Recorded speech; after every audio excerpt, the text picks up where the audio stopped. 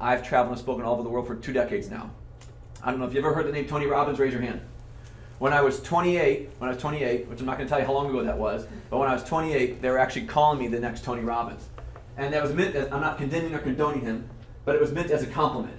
And now, years later, because I kind of wanted to go to a place of serving and really reach the masses, which, you know, when I kind of grew up in the industry of speaking and seminars and everything else, the idea was, how much could you charge? The better you are, the more you can charge. The more you can charge, the better that must mean you are. And it was always a, you know, seminar to seminar to seminar, upsell type of mentality. I'm not against it or saying there's anything wrong with it. It just wasn't my style because I grew up, I didn't have a lot when I grew up.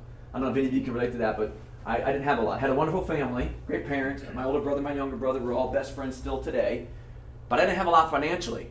And so when I took off in my career, I kind of jumped on the bandwagon where I was going. You know, the $25,000 keynotes, the event tomorrow, for example, up until about July 1st of 2010, you would have spent between $500 and $1,000 a head to sit in. But I love your mission.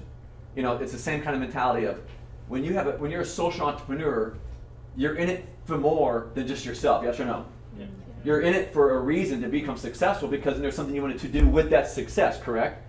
And so when I started seeing that, we actually trademarked this term. It's called philanthrocation. Philanthropy through education. Because it hit me. I was getting ready to go I was flying to Sydney, Australia. Anybody flown to Australia? Yeah. That is a long flight. Especially from the middle of the United States of America. I'm from Tulsa, Oklahoma. Anybody ever been to Tulsa or Oklahoma, period? Anybody been to the Midwest? Yeah. Okay, yeah. You're not missing too much, but it's a really long flight. So I'm flying to Australia to do a two-week, 5-city tour. And I'm just thinking about my career and how blessed it's been, and, you know, as a speaker and as a trainer and as an entrepreneur. But quite honestly, if I was going to be very transparent with you, something was still missing. I'm thinking, man, when I started on this thing, the things I thought about in my mind, I'm experiencing in my life, you know, the wonderful VIP treatment, you know, first class tickets and sometimes private planes, you know. I couldn't sing, that's why I didn't get to go or be friends with Pitbull. But the next closest thing to being a rock star is being a successful speaker. And so I was like, man, I had all these things I thought I would have looked like. And it looked like all those things. But then I still found myself still kind of missing something. You ever know what I'm talking about? It's like something was still just a little unsettled. And I couldn't figure out what it was. But it hit me as I was just pondering that question as I took that long flight, because you ponder a lot when you're on long flights. You know what I mean? You're thinking, oh, what's going on? What am I not, why am I still not being fulfilled? And all of a sudden it hit me. Plain as day. You've gotten too big for your own britches. You know what that means over here? Yeah. I said that, somebody said, they go, britches, what are britches? My ego got too big. I got too big for my own mentality from where I came from, and all of a sudden it hit me. Keith, you would not have been able to afford yourself with where you got started. And so even though the value of what people were paying and investing was totally there, and I was one of the most popular speakers on the circuit rising to the top, but I still took a larger level of responsibility, maybe is the word, and said, you know what, I want to provide this level of training, this level of content, this level of knowledge to people who can't afford those prices. And that's when we trademarked philanthropy through education. When I can charge $1,000 a head to be an event, and I do a different model, decide to charge, like for tomorrow, 50 pounds or $50, that's basically giving it away. That's philanthropy. Would you agree, yes or no? Because it's the same mentality. I didn't have a gift given to me to help people become successful and teach them about growth. You talk about exponential growth. Well, there are 4 different kinds of growth. There's incremental growth. There's compounding growth. There's exponential growth. And then there's one that's even more exciting than that. It's called hockey stick curve growth. Does anybody know what that is? That's exponential growth, and all of a sudden it goes like a hockey stick. It's like all of a sudden it's curved and it goes straight up. And there's different ways to get all those different types of growth. But when I figured out I had a gift to help people understand those and accomplish those in business and in life, I didn't want to just hold it to a very select few. I wanted to create something different. I wanted to think different as an entrepreneur. What could I create that was different than anything that was out there in the world? And that's what we set out to do, and that's what we've become very well known for doing. I didn't come here to share that with you this evening, but just to give you a little bit of background, because what you all are doing here inspired me. It kind of took me back to remember, I remember when I was doing something different than everybody else was doing. They were all going this way, I went this way. The industry was going more and more expensive. I went, how can I serve people at a price point that everybody can afford if they really want it? You know, $50, everybody can figure out how to get $50. different things of that nature. So I understand what it feels like to be an entrepreneur. I've been blessed to teach and train and consult with Fortune 500 companies, do keynotes, do our event like we're doing tomorrow at all different levels. So it's a real treat to be here. But I want to just share a couple real quick nuggets with you, because for those of you that may not be able to come tomorrow, by the way, I want to invite you. And by the way, you won't be giving up anything. You won't be walking away from anything. You'll be investing a day to get a return that, based on the experience of our 20 years and the tens of thousands of people we've reached all over the world, it'll be one of those days where you look back on for quite some time and think, I'm glad I exchanged. I didn't lose the day. I exchanged that day. Exchanging, you didn't sacrifice. You exchanged for future ROI, correct? That's what entrepreneurship is about. You're doing something now to get something off the ground for that future return. That's really what tomorrow's about. But if for some reason you can't make it tomorrow, I still want to give you like a walk away this evening. So if I never see you again, because I'm very passionate about helping people and serving people, then you'll have something you can walk out of here with right now this evening and apply into your entrepreneurial endeavors that, quite honestly, is at the basis of your success, the potential of your success. Because what I love about entrepreneurship, no one person saying, hey, this is the product you got to go and do to be successful. Entrepreneurship can be anything. All those different things you saw, which 2 or 3 of those things that you put up on that deal, I absolutely agree that's where things are going. And the hilarious part is, some of my best friends and associates in business are in those industries, like the 3D printing. I've got a buddy that's just become an absolute multi-millionaire off of 3D printing and that technology and how it's moving forward and that kind of thing. And just the artificial intelligence and the robotics and different things. Everything's happening at a different level faster than ever before. But you have an idea. You've got something. Whether you're in direct sales, network marketing, real estate, business, or you've got a totally new concept or new idea, you're an entrepreneur. And it's not the idea by itself that's going to determine your success or your failure. It's not the biggest variable in the formula. Does anybody know what the biggest variable in your formula is? Everybody say I. I am the biggest variable in my own formula. You are the biggest variable in your own formula. And so when I began to see this many years ago in my own business endeavors, because I got a real estate background, I own 3 different entities, I love business, but I figured out the biggest variable in any of those businesses was me. And then I got really scared. I'm like, holy crap, if I'm the biggest variable, these are doomed. What am I going to do? It's over. What else do I need to do? Go back and find a job, type of mentality. Until I realized something that my very first mentor taught me. If you want to be successful, the number one thing you can do to be successful is to pursue knowledge. What do most people on our planet pursue more than anything else? Money. And my first mentor, I was blessed to have this man speak into my life at a very young age. He said, Keith, if you can train yourself to pursue knowledge like most people on this planet chase money, it will not be long before you never have to worry about money again. Did y'all catch that? Yeah. See, people often misdiagnose the value of knowledge. They'll go and chase it, they'll go and learn what they need to do, but then they go try to do all the doing. And they go and try to do it, but then they can't figure out why everything's not working the way they would want it to work. Let me ask you a question. Have you ever noticed this? Maybe not with yourself, because when I give examples, I'm never talking about us. I'm always talking about somebody like outside the room. So that we know maybe outside the room, it's not us, it's somebody we know well, if you know what I'm talking about. Have you ever met somebody who can't create what it is they say they want, but yet they will continually and consistently create the things in their life they say they don't want? Yep. So, okay, yeah, you can tell by that. Yeah, you can feel it. And the reason that it's not about you or me or the people outside the room, it's part of our human nature. So see, there's some knowledge beneath entrepreneurship that's extremely important to understand and know to be an entrepreneur, or in my opinion, based on my 2 decades of experience and the mentors I've had, and you would know some of their names if I gave them, they're some of the richest, most successful, biggest givers, contributors on this planet. There's something beneath that entrepreneurial idea that's actually even more important than the idea. And it's a knowledge you have within you because you're the variable. So it's like you're the foundation of your entrepreneurship. Does that make sense? And that's why the most important thing, the most first thing should always be to invest into is yourself. Not in a selfish type of mentality, because what you're doing is all about serving other people, but you can't serve other people. For example, you can't help somebody else fill their cup if your cup is empty. Does that make sense? You can't help somebody else get past the hurdles and the obstacles if you haven't learned how to get past those hurdles and obstacles. Does that make sense? And don't hear that as perfection, because life's not about perfection. That statement you put in, it's about learning this first step, but what do most people do in entrepreneurship?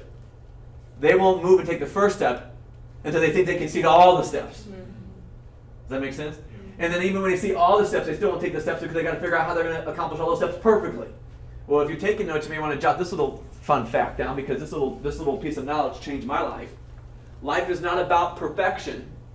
Life is about progression. You have to pick either or. This is one of those little areas that you can't have both. You can't have perfection and progression, because perfection will freeze you and make you stuck.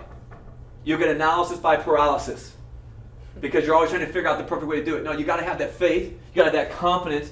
You got to have that passion to take that step and not worry about what all the other steps are, knowing that they'll be there. It's kind of like that movie Indiana Jones, Temple of Doom. Ever seen that one? Yeah. And all he's being chased, but he gets down in this particular one to the edge, and whatever's chasing him, I can't remember what it is at the moment, but something big was chasing him as always. And he gets down, and there's just a dark pit in front of him, and he has to get over there, right? But it's all kind of again, it's knowledge. It's a riddle. It's something he has to figure out. You might remember what he had to take?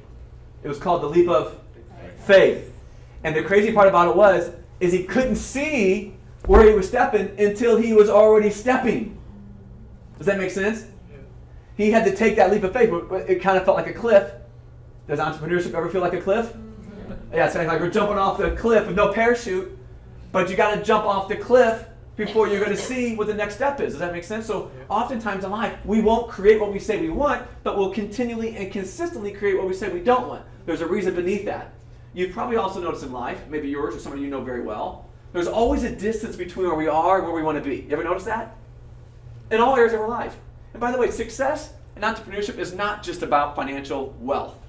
It's often a part of it, but greatness, and I'm on a mission, as you can see, my mission statement is I'm on a mission to educate everybody everywhere, excluding no one, to live their greatest life. Your greatest life is living your life of significance and fulfillment, however you define it, but it's bigger than just money. Do you all get that? But you still got to be able to step out and take that step without always knowing what the next step is. But there's a gap. There's always gaps between where we are and where we'd like to be.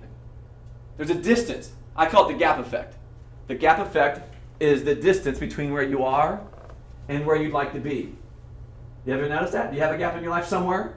Maybe there's a gap between where your business is and where you'd like it to be. Maybe there's a gap between where your bank account is and where you'd like it to be. Maybe there's a gap in your relationship or your marriage between where it is and where you'd like it to be.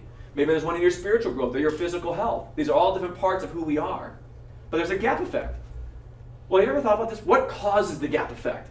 What creates that distance between where we are and where we want to be? What causes us to not create what it is that we say we want, but will continually create the things we say we don't want?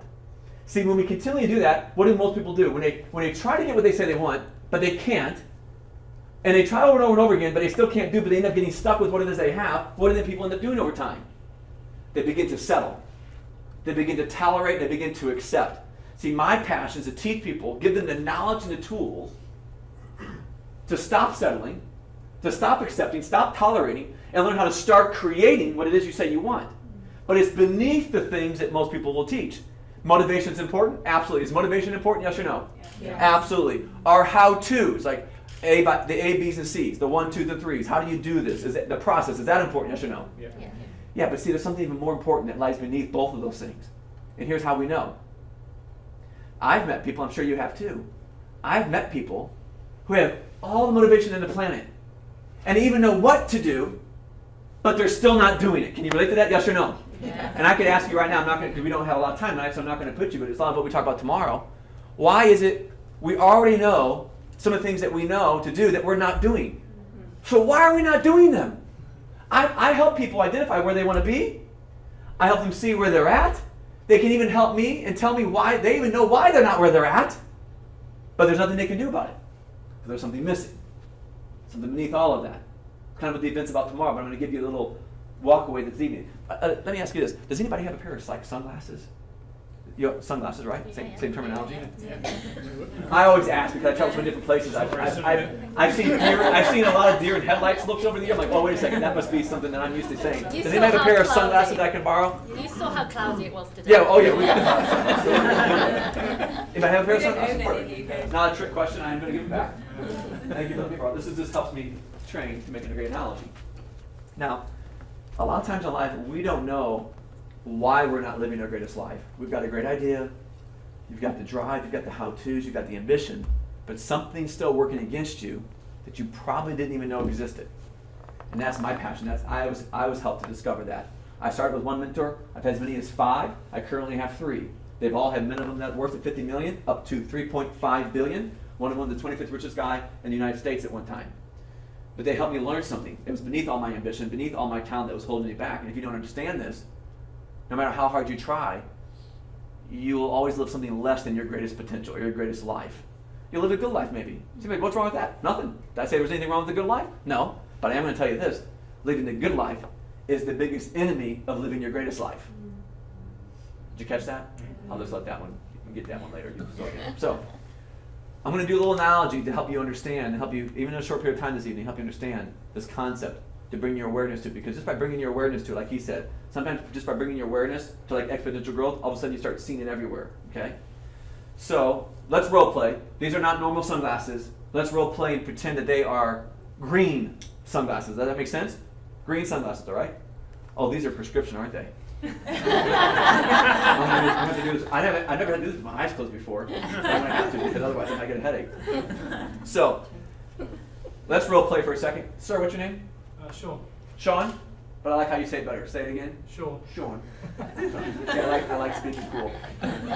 So, Sean, I just want to let you know that is the coolest green shirt I've ever seen. One of my brothers and I, we're best friends. He lives right up the street from me. I want to give him that cool green shirt. He would love the way it looks. If you're going to be honest with me, what would you tell me? It's not a green shirt.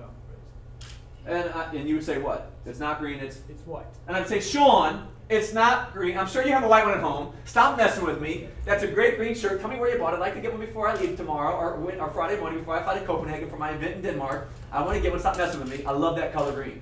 If you're going to be honest with me again, what would you tell me? It's white. And I would say, Sean, any fool can see that shirt is green. Stop messing with me. And I really start pressing on him. What would you begin to say? You would say, Keith, calm down. Relax. It's your... And I would say, what sunglasses? Because I don't even know sunglasses exist. See, if I don't know sunglasses exist, I definitely don't know I have them on. If I don't know I have them on, I definitely do not know I'm seeing everything through them. Does that make sense? So what I'm saying is, I don't even know where they came from. I don't even know that they're on. And I don't even know green's a color. Because everything's green to me. So I don't even know what I don't know. Does that make sense? But here I am, getting ready to get after you, and it's all my sunglasses, right? But see, once you begin to understand that sunglasses exist, where they come from, how to identify them, then you can learn, wait, they do exist.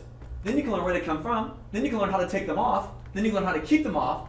And here's what happens. How many would like to have, you said exponential growth, just across the board, not just even in business, but just in life. How many would like to have exponential growth in the snap of a finger? Raise your hand. Now, this is not some pie in the sky hook. This is a very effective, proven way to have growth very rapidly in your life. Because watch this. Remember the analogy? Sean, it's a great green shirt. It's a great green shirt, Sean. You're like, no, it's white, it's white. I'm like, no, it's green. And we will argue. Have you ever met somebody who wants to be so right? They'll actually sink their own ship just out of their need to be right. And I go, no, it's green. And the ship is sinking. But they still want to be right. And as they're sinking, they're still right. They're like, I'm right, it's green. Bloop, bloop, bloop, bloop. It's green, I'm right. And all of a sudden, now, let's fast forward here for a second.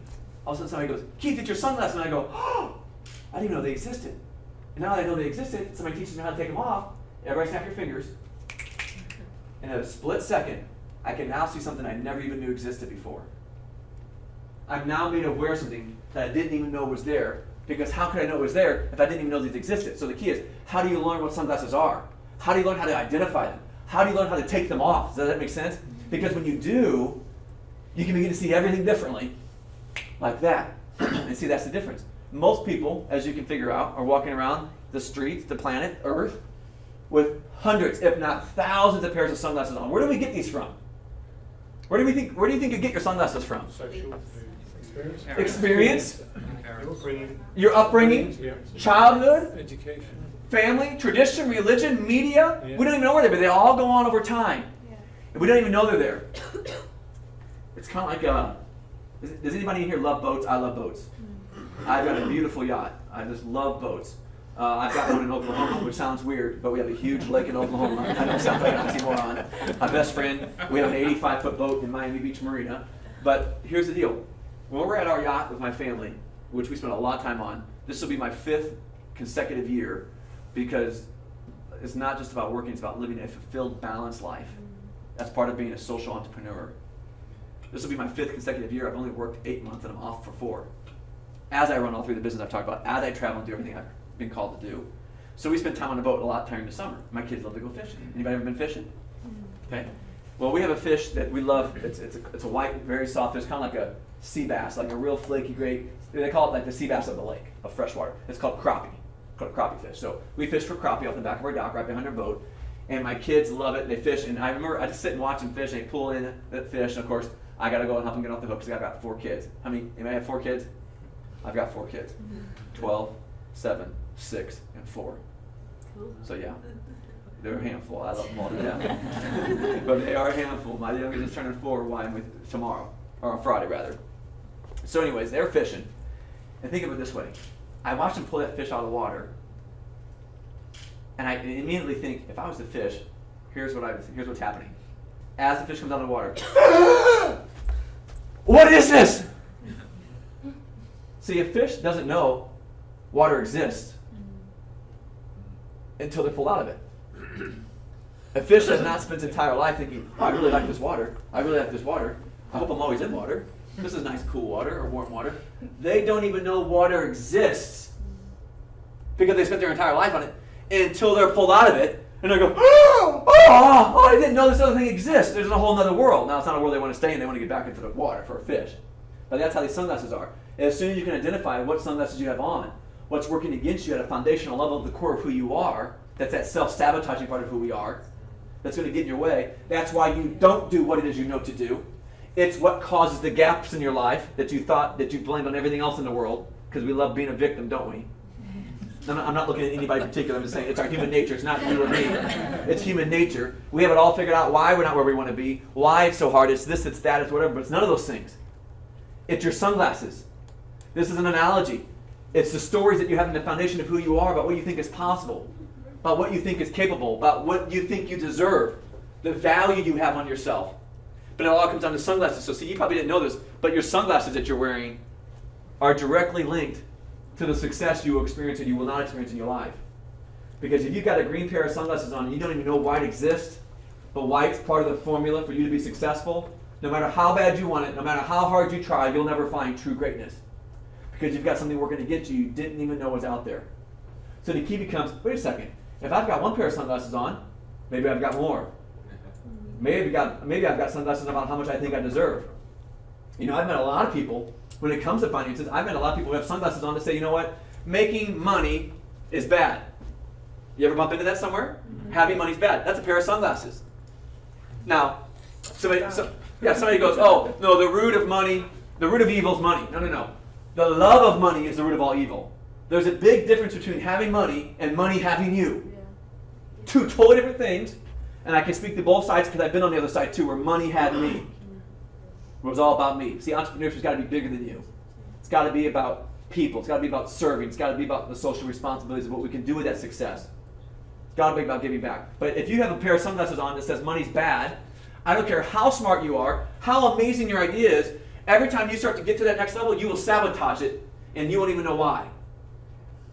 And you won't identify it as a pair of sunglasses. You'll identify it by some exterior thing that you'll go victim to. Oh, it was the timing. It was the market. It was the economy. It was the politics. It was this. It was that. It was none of those things.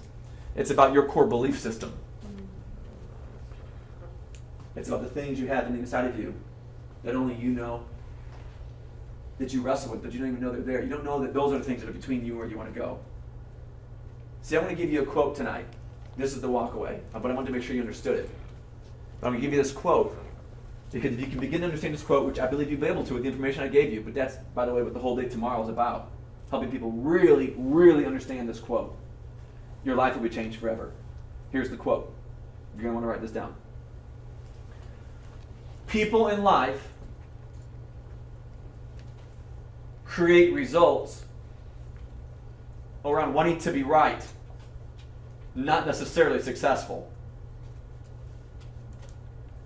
People in life create results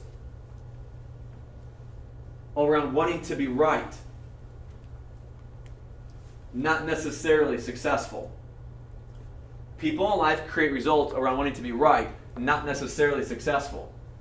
So what I'm saying is, if you truly think having money is bad, whether you identify it or not, because it's a subconscious core belief, foundational type understanding and level of knowledge, no matter what you do in your life, you'll never outperform what you believe is true. You're never going to outperform that truth. You can't undo it. You got to learn how to get that sunglasses off.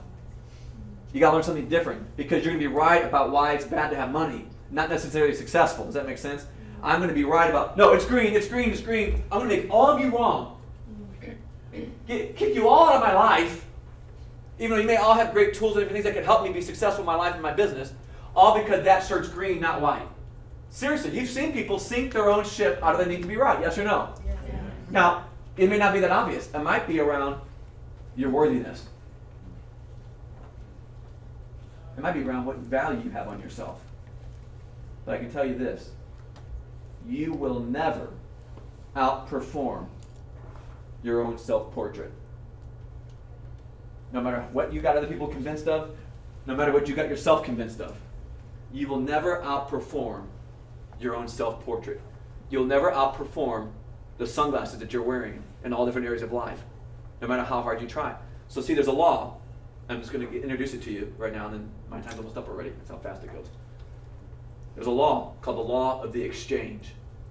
Because see, sunglasses is an analogy. This is an analogy. You probably figured that out by now, right? The sunglasses are the analogy for the stories that we have in the foundation of who we are, what we think we're worth, what we think we're capable of, what we think is possible. The different things we've got made up from our upbringing, from tradition, media, friendships, experience, all the different things about what we think we're capable of. Oh, will it work? You know, some of us are network marketing. Oh, network marketing, it'll never work. If that's what you've been told and that's what you believe, then guess what? You could be as passionate about that opportunity as you could be, and you'll go out and make it not work just so you can be right about why it doesn't work, and you'll blame everybody else. Think about this. I've had people in network marketing, I've had people get into real estate, I've had people get into entrepreneurship, like, oh man, I have this dream, I have this vision, it's unbelievable, I'm going to give it my all, but every time I try something, it never works out for me. But this time it's going to be different. But I just got to tell you, every time I try something like this, it never works out for me. Is it any surprise that 6 months later, they're seeing, see, I told you it never works out for me. I'm like, no, I saw it, you just didn't see it. I could have told you that the day I met you. That's why I became so passionate about providing this knowledge to people. Because see, it's the foundation of who you are. This law of the exchange, understanding how do you exchange the stories in your foundation that are not serving you for ones that will? How do you take off sunglasses that are not working for you and put on sunglasses that will work for you? Does that make sense? See, when I start feeling small, does anybody ever feel small? Okay, maybe it's just me being authentic today. Okay. So when I start feeling small, my insecurities pop up. See, I think one of the most powerful ways to teach and lead is through authenticity. So just because I've been a world-renowned keynote speaker and trainer for 2 decades, doesn't mean I don't wrestle with fear and insecurities. But I've identified them now. Wait a second, that's a pair of sunglasses that's not going to serve me. And then I got, if you can see my headquarters in Oklahoma, we have a beautiful headquarter building. But even specifically in my office, I've got certain things that represent different pairs of sunglasses that when I start feeling insecure, I'm like, wait a second, that's my sunglasses. I'm going to exchange those. I'm putting that pair on because that pair tells me I can do something that's never been done before. Does that make sense? That's why I've got a picture of Steve Jobs hanging in my office. Anybody ever heard that name? You know, if you ever, and I've done a lot of studying on him. I've met 2 people that knew him well. I've never met him personally, but I knew 2 people that worked with him very, very closely. So I feel like I've learned from him quite intimately, beyond just normal things we all could get access to. But one of his very first experiences when he went to New York City, first time he was ever there, he looked at the city like, man, this is amazing. This is huge. This is so significant. This is valuable. But then it hit him. Because I have a choice to make. I can choose to exist within this city or this existence that's already been created by other people that are no smarter than me, or I can create my own existence in my own city. Does that make sense? And we all know how that all turned out for him. He shifted 4 entire industries. And the guy was gone in the mid-50s. Short life, not even a long life. from scratch to that short life. He brought 4 different industries in a totally disruptive mentality back to a totally different place and launched them in even a bigger, further level than they ever were before him. So see, what I'm saying is, I got my when I get insignificant or feel insecure, I put my Steve Jobs sunglasses on. That's why I have a giant-sized picture of him in my office. When I start feeling like I can't change 2 industries because I'm after changing one, it's called the leadership and professional development industry. Doing things that nobody else in the industry is willing to do. Have events like that at that level that were $1,000 and $2,000 and $3,000 an event for $50. Offer coaching and provide those things that I used to sell for $3,000 and $5,000 for a $9.90 a month subscription online through social technology, because that's where things are going as well. It's like a leadership fight for Facebook. When I start feeling that can't happen because the industry's been such and what it has been for so long, I put on my Steve Jobs sunglasses. Because see, you're gonna be right either way. Your need to be right is never gonna change. But what you're right about can be exchanged. Did you catch that? Your need to be right is part of our human nature. That's psychology 101. It's not you, it's not me, it's who we are as human beings. Your need to be right is never going to change. But what you're right about can be exchanged. But if you don't know what to look for, and you don't know the importance of exchanging it at this level of where you're at in your careers and entrepreneurship in that journey, you're going to go learn a lot of things the hard way.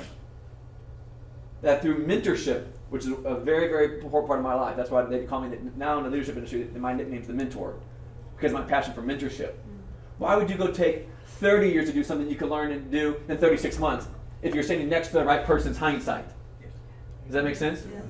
You know, they say a smart person learns from their mistakes. A genius learns from other people's mistakes. And it's also hard for you to convince yourself that something doesn't exist when you're standing next to somebody that's existing at something that you want to do or be at where you want to be. Does that make sense? I can't convince myself it can't be done when I'm staring at Steve Jobs. When my sunglasses of insignificance and insecurity come up, I say, wait a second, I got to exchange that. That's not going to serve me. That's not going to serve me moving my life forward. I'm putting on the impossible can become possible sunglasses and go back at it. Because see, your idea is not going to sabotage you. The industry is not going to sabotage you. The economy is not going to sabotage you. Anything that you think can control you, I can give you names and examples of stories of people that are up against those exact same things that you've fallen victim to, that they may fall victim to them. Does that make sense? I always say it this way. You can either choose to bow to things or make things bow to you. Circumstances, stories. So anything you would have as an excuse of why you're not where you'd like to be, I can tell you another person that uses that same story as an excuse on why they are where they want to be. It all depended on what? How they saw things. And their foundational stories. So my challenge for you this evening, because I can get going, I'm used to teaching for several days at a time. I can teach for 2-3 more hours without thinking about it. That's fine. Is for you. Well, seriously, I know it's not easy. I know you probably have something going on tomorrow. But I'm going to very passionately and very boldly encourage you to move it off a day. So much so, because I love teaching. This event tomorrow is not about me. It's not going to change my ego, my confidence, whether all of you show up or none of you show up tomorrow. Other than my passion to impact people, and you're all here doing something new as entrepreneurs, and I know with this knowledge, not me, because it's not about me tomorrow. It's about the knowledge and the principles that I represent. I've seen what these principles and knowledges and strategies do in people's lives. It changes them. So from that place of passion, I'm suggesting do whatever you can to be there tomorrow. To the point of this, because you don't know me really well yet. Some of you don't know me at all. So I'm not going to ask you to trust me. That'd be a little audacious. But I could challenge you to test me. Would that be fair, yes or no? Yeah. What does it say? The ticket, $50 tomorrow. Come and get more tomorrow. If it's not everything I just described to you and you can feel hopefully my passion behind it and my track record of 2 decades behind it, if it's not what I just told you, when you walk out tomorrow, just hand me a little note and say you were wrong with your email on it, and I'll have my office not only refund your ticket, I'll double it and send you the difference. That's how confident I am. I'm trying to passionately move you to do something I know will serve you tomorrow, because I've been brought into companies and paid $25,000 a day to speak and train. When I do consulting for private Fortune 500 companies, I bill $1,000 an hour. They got it. They're going to pay it. They're going to pay somebody, so they might as well pay me. Tomorrow is our philanthropic education, our philanthropy, our philanthrocation model, where it's a public venue, reaching other people that were just like me when I started in my entrepreneurial endeavors. Does that make sense? That's why you can come for $50. And there's no huge upsell either if you're worried about that either. There's not. It's from a place of serving people. Because the more I help other people become successful, what happens to me? The more I become successful. That's my passion behind it. So if you've got the ability I'm going to honor your all schedule this evening, so I'm not going to go on all night because I could. But if you can do anything in your power tomorrow to shift something and be there, I'll put that guarantee to it. Not only will you get a refund, I'll double it. That's how confident I am. Because that's the scene I've seen, and you'll never forget tomorrow. Not because of me. It has nothing to do with me. The principles and the strategies are bigger than me. And they can change everything you're wanting to do. But as tonight, for some reason you can't, or you told yourself you can't. At least think about what's limiting you. Think about it. If they had told you they paid me my keynote fee to be here tonight, this room would be 3-4 times as full probably. So what I'm saying is, take the limitations off yourself. Make it happen. You're a leader, you're an entrepreneur. If you can't make things happen, other people can't, you're going to get the same results other people get. Does that make sense? So be there. But if you can't, I'm not going to judge. I'm going to hug you and high five you no matter what. But tonight as you fall asleep, ask yourself, that's sunglasses. I know I've got an idea. I know I've got ambition. I know I've got passion. I know I've got talent. But what kind of sunglasses might I have on that are going to sabotage me or hold me back that maybe I haven't been paying attention to?